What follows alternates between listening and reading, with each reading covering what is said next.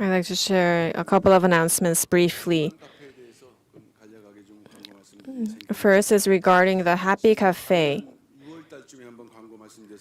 I made an announcement about June last year.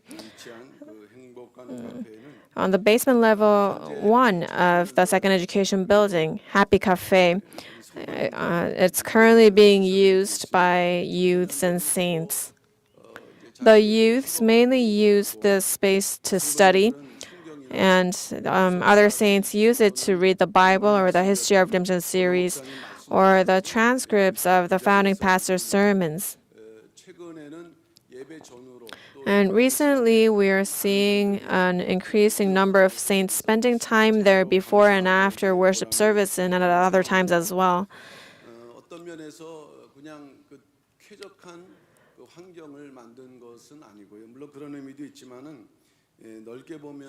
Broadly speaking, the purpose of creating such an environment for Happy Cafe is a future investment.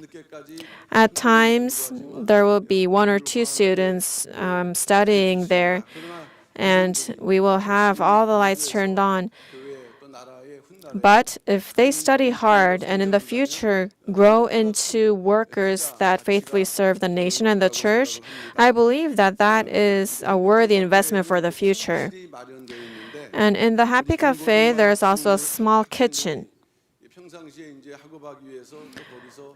And until now, our middle and high school students would buy and eat cup noodles there while studying. But Elder Cheil, who was feeling sorry about this, donated 2 ramen cookers. And since they are the latest models, if you just place the ramen on them, the water comes out automatically and it gets cooked to the best taste. And I saw that the kids were already using them. This can be an important matter, so I was contemplating how to operate this. So last Friday, we purchased 2 boxes of ramen. And they are first intended for the youths. It will be free whether they eat 2 or 3. But for adults from Hepzibah College Ministry and above, if you want to eat ramen, you have to buy your own ramen. You can use the ramen cooker, but please make your own purchase of ramen. But if there is an unavoidable situation where you have to eat the ramen that was purchased for the youths, you can eat it and replace it with twice the ramen you ate. So since this is for the middle and high school departments, I ask that the teachers of those departments would take deep interest and cooperate to ensure that we do not run out of ramen. It hurts, it kind of breaks my heart that they are eating ramen, but actually the kids like it. But more than cup noodles, I hope that they can eat this cooked ramen and gain some strength. Elder Cheil-dae, I truly thank him for donating these cookers. And also, starting from 1996, from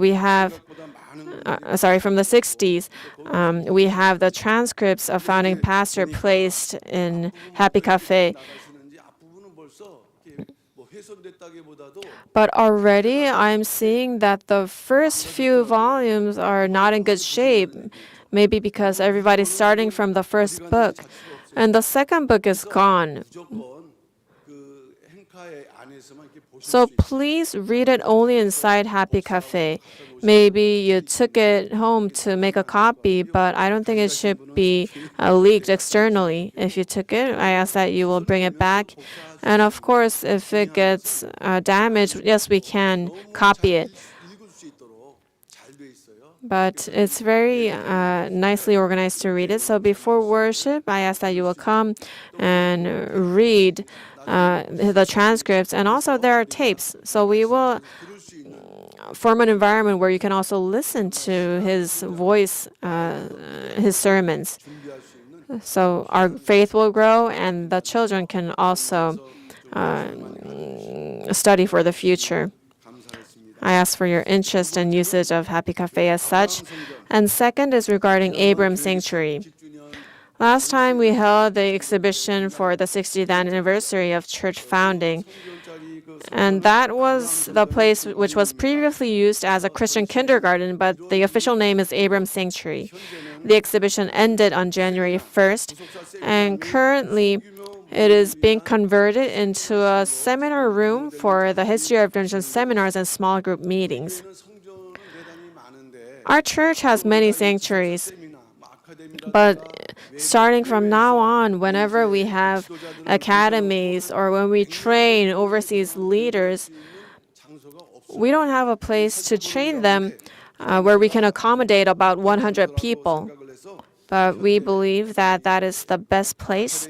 So for academies, seminars, and also for districts and departments and meetings as well, we are not giving this space to a certain specific department, but for everybody to use. Of course, you will have to make appointments. But after the remodeling is done, we will have rooms that accommodate 20 to 30 people, and then 30 to 40 people, and 70 to 80 people, and one that can even accommodate 100 people.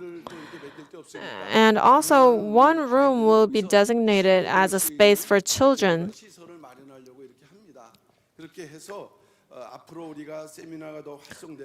So through that, may our seminars become more activated and may our church be revived. And that construction is taking place. So I ask for our saints' interest and also support in various ways. Third is an announcement regarding the Lunar New Year holiday. Starting from tomorrow is the holidays. And tomorrow was actually not a holiday, but the government has designated it as a temporary holiday. And you've probably read it on the news as well, but since it's a long holiday, it is expected to be a holiday with the highest number of travelers.